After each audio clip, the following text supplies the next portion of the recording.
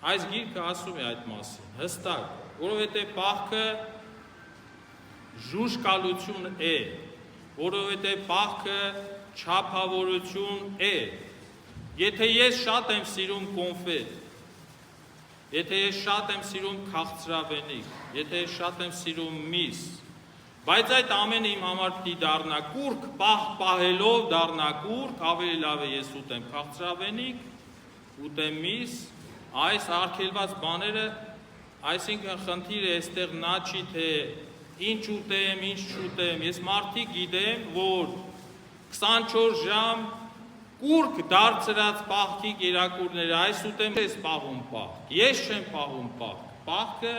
մեզ է պահում, այսինքն մոտեցումների խնդիր կա նաև այստեղ, ոչ միայն ժուժկալության, աղոտ, ողորմածություն, այլ նաև հասկանանք, որ պահքով մաքրվում է մեր մարմինը, մեր հոգին,